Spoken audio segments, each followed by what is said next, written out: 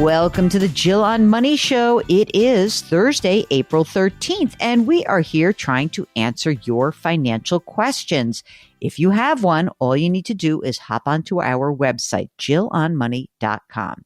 When you're on the website, you click the Contact Us button and you let us know if you would be willing to come on the air. And if you want to come on the air, that's so much fun. I love that. All you need to do is complete that form, click the box, Mark does everything else. Now, while you're on the website, don't forget, there's so much you can do. You can do some free stuff like check out the blog posts that I write or watch some videos from my appearances on TV. You can sign up for the free weekly newsletter. It comes out every single Friday. Mark does a great job with that. And then if you want to spend a few shekels, you can buy my book, The Great Money Reset. It's all there. We have links to different booksellers, and you can also subscribe to our brand new service. It's called Jill on Money Live. You may have missed our first episode, but don't worry. You'll be entitled to 4 episodes, $35 for a year. And we're going to be rolling out more special content. Mark evidently wants to have me wear makeup every day. I hate him for that.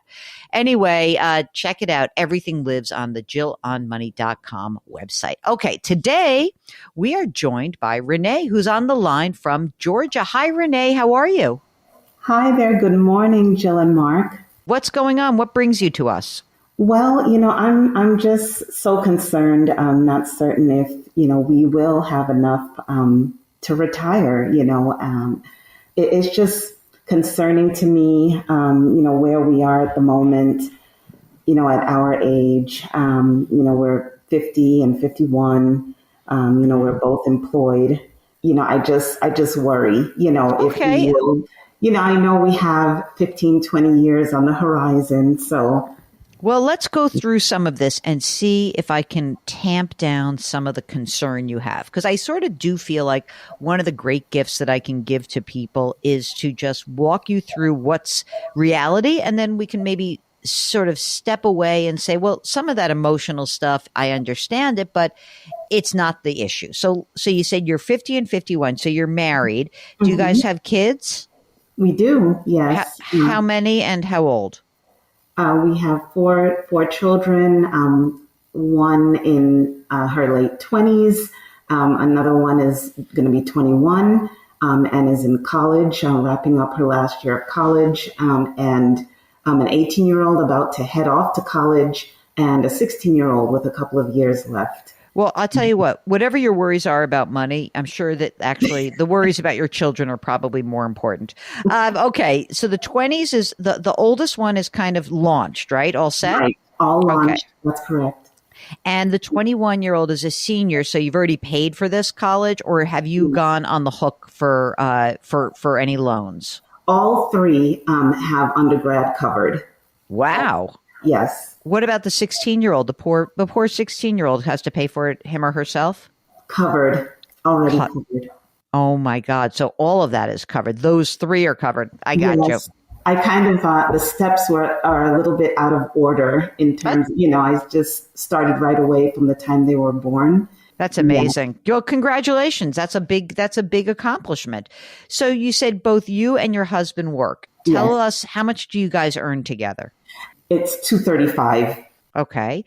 Do you both use retirement plans through work? We do. We both contribute to Roth 401ks, 18%. Wow. Do you get matches also from work? Yes, we do get the pre-tax match, of course. Mm-hmm. Okay. How's your cash flow based on that? I mean, that's, of course, a lot of money to put aside. So, look, I guess that I would say when you think about this, of course, I'm putting so much money away and I have 4 kids. So there's like a lot of pressure. So how is your cash flow right now? It's actually, great. I'm able to, have an emergency fund, and we're actually, that's not only, the only place where we're investing with the employer. The employer plan, we both have Vanguard Roths. So we both max out the Roths. How much money is in those Roth accounts together? And we started that pretty late. So right now it's 35 collectively for both of those. And then in the 401ks, like 325, 330 at this point. That's great. That's perfect. Don't And I worry. just feel like I'm just behind listening to your podcast with other callers who have like $1 million net worth and that sort Yeah. of thing. You know what, Renee? Take a deep breath. That's not you. We're just talking about you. Don't worry about anyone else right now. And most of them aren't putting 4 kids through college. Exactly right. Renee, you said you have an emergency reserve fund. How much is in there? 22. And do you own a home? Yes. How much is it worth? The home is worth 9. Okay. Do you have an outstanding mortgage balance on it? 425. What's the rate on that? 2.5. Oh my gosh. Is that a 30-year or a 15 or a 20? What's up with that? It's a 30, but I project to get that finished actually putting an additional $2,000 a month in 10 years. Don't do that. Hold on. Stop right there. Okay. Just so let me just get the big picture here. The 4 kids, college is set. You've got a home, it's worth $900, and you have a $425,000 mortgage, and it's a 2.5% 30-year fixed rate mortgage. And you have your emergency reserve, you've got your Vanguard Roths. Is there anything, and the 325 in your retirement accounts, is there anything else that you have invested? Yes, I am maxing out an HSA. I have a high deductible health plan. Oh, great. How much is in the HSA? That's awesome. Well, I started that recently, so there's only 15 in that right now. But I figured if I had 15 years of doing that. Yeah, it's awesome. It's great. It's such a great thing. It's a wonderful thing to be using. It really is. So any just plain old investment accounts in addition to those Vanguard Roths, or have we captured everything right now? I have a M1 Finance where I just, dabble here and there, with. So there's just $5,000 in that. We have no credit card debt, no car loans. Fabulous. You're in great shape. Calm down. Okay. You're really okay. Do you guys have life insurance on one another? Yes, we do. How much do you have in life insurance? I have $1 million and he has $750,000. Okay. Term life insurance? It is term. Okay, good. Perfect. And we have coverage through our employer as well. But oh, that's good. But that's just the extra coverage. Now we're going to take a deep breath. And what you're telling me is with all of this, with all the saving that you've done, you also have $2,000 a month extra beyond everything we've talked about, which you are right now using that $2,000 a month to accelerate the pay down of your mortgage. Is that correct? Right. That's the plan. I haven't started doing that, but that's the plan because I just removed the escrow, rather than having like an escrow for taxes and insurance. I have sinking funds for those two. Yeah. To, earn like the high yield interest account rather than having a buffer in those escrows that they require. I prefer to do that. So it gives you so much more control. I always think like people are like escrow, it's so great. I'm like, nah, it's like a pain in the neck because you don't have control over it. So that's good that you do have control over it. Okay. Now here's what I want you to think about, Renee. I don't know what you do for a living, but let's do a little like kind of walk through some steps here.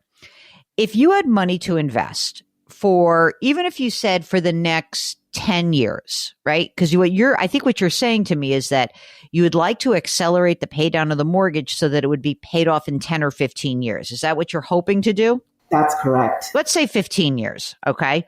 That you don't even have to do it all at once. So you say, okay, let me ask you a question. If you were to take a look at 15 years in the future, do you think that you would be able to earn more than 2.5% return on an annualized basis over the next 15 years? You've been investing for a while. You've been putting money in your retirement account. What do you think the bet is on that? Do you think that it's a decent shot you'll do better than 2.5%? Oh, absolutely. I feel confident the market will turn around. Okay, great. This is great. Already you've already done my work for me. So if that's the case, I want you to think about this. The thing about a mortgage is that it's quite emotional. Listen, it's one of the reasons I love personal finance and high finance because there is an emotional aspect to it. So what we do in our brains is we say, oh, you know what? I don't want that mortgage when I retire. And I would ask you to think of it as more of this kind of calculation. Is the best that I could do in my investment accounts, 3 or 3.5%, 2.5 to 3.5%. Let's call it 3.5% over the next 15 years. I think we would both agree, nah, you're going to do better than 3.5% over the next 15 years.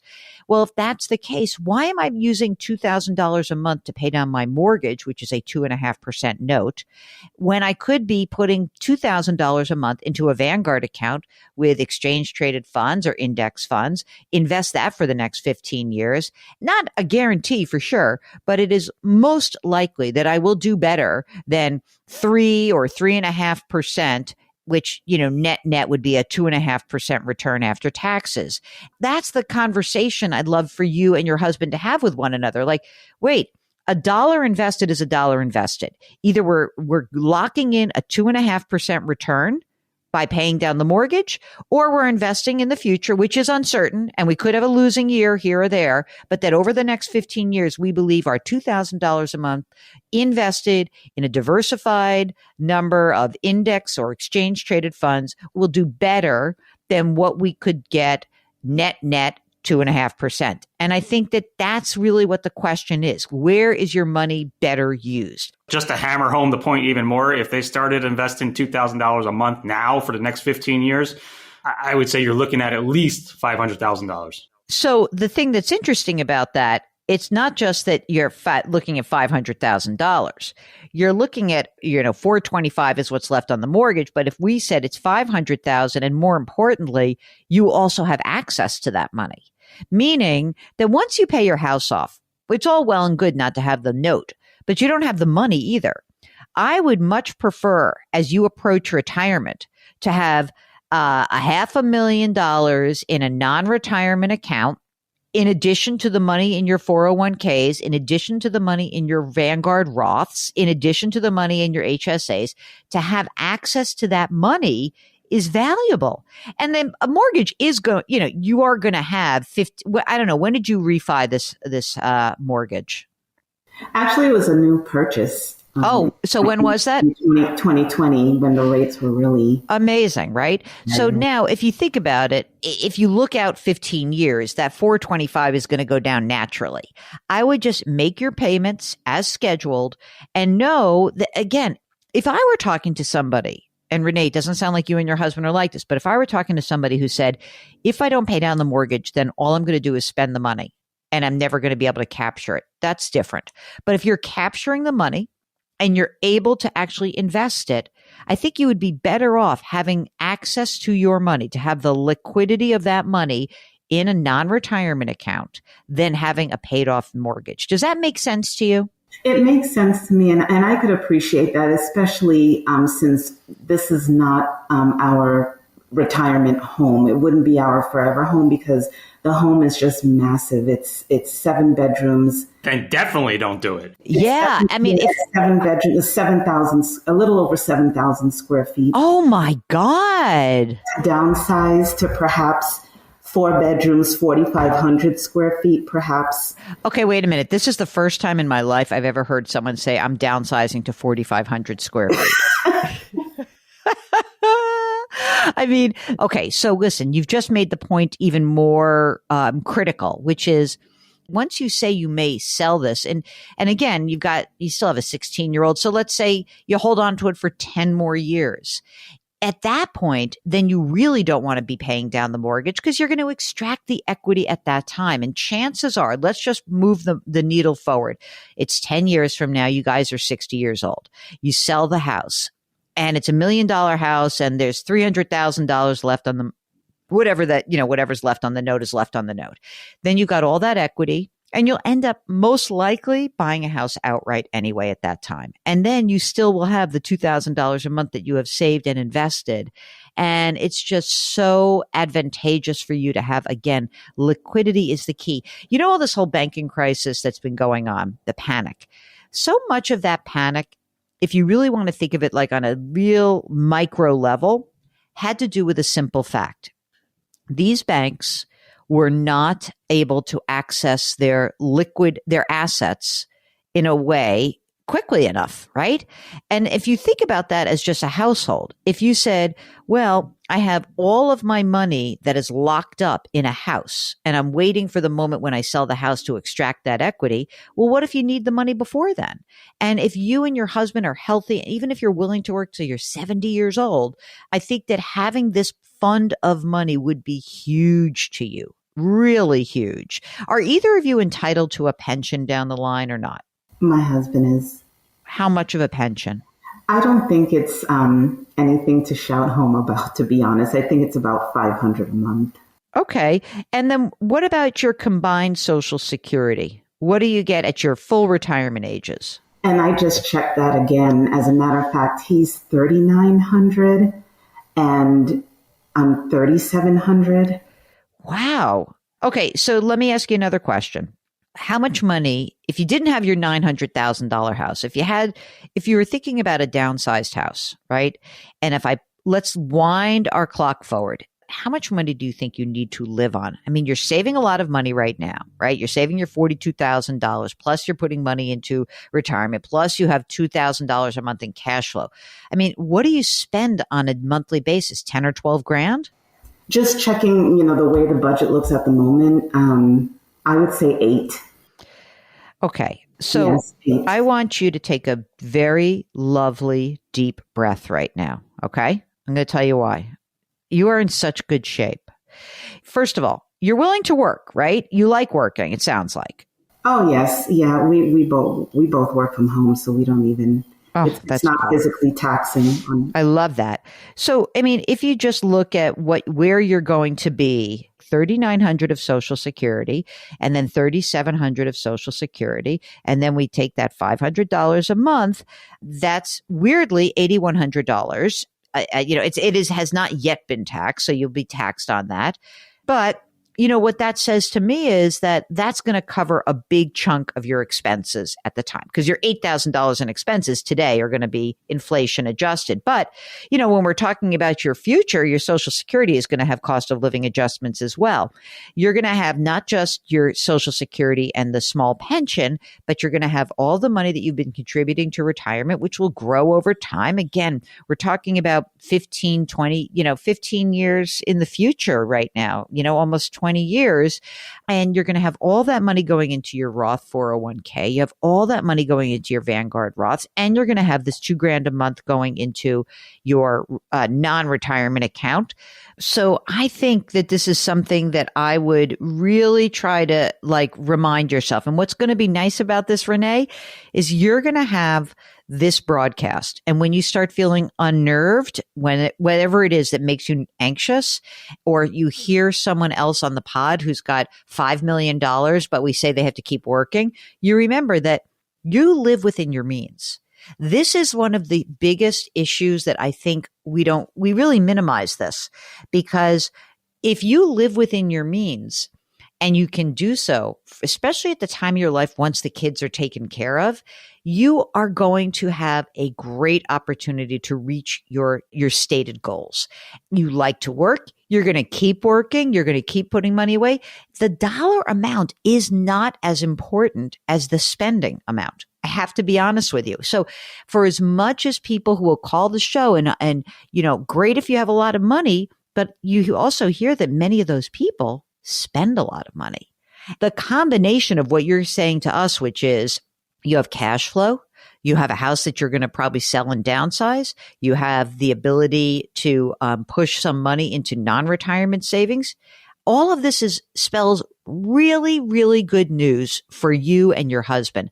Capture that $2,000 a month, invest it, don't pay down your mortgage, but you are on track to do exactly what you want to do. So take a deep breath, go take a walk, and enjoy your life. Thank you so much. Is that good? Yes, that's wonderful. Thank you so much. You're wonderful. You've done everything. I just all I did was parrot back to you what you've already been doing. And I want you to take heart that you've done a great job. And again, when you're hearing these stories, I know it is hard not to compare yourself to others. We all do that. We're humans, right? But you don't need to do that. So take the lesson of Renee. Take that lesson to heart. And Renee, by the way, just because you're so very focused. I presume you have your estate documents in place? Yes, absolutely. Good. All right. I want you to have a good day. We're talking to Renee on a Friday, even though we're taping this in advance. And I just want you to just enjoy your weekend. And you and your husband should have a little toast to one another and say, hey, you know what? We're really good. You are. You're really good. Keep doing what you're doing. And thank you so much for joining us today. Thank you. We are so happy that we can be the stress relievers. You know, maybe you don't need to take that Xanax. Maybe you just need to give us a holler. Go to JillOnMoney.com, click the contact us button. Let us know if you'd be willing to come on the air. We do try to kind of distill what's going on in your life and differentiate you from everyone else. We are all unique. We all have different stories, and that's the beauty of this program. We really would love it if you would join us. Again, JillOnMoney.com, contact us, click that box. Mark does everything else. All right, lift someone up today. Change your work, change your wealth, change your life. Thank you for listening. We'll talk to you tomorrow.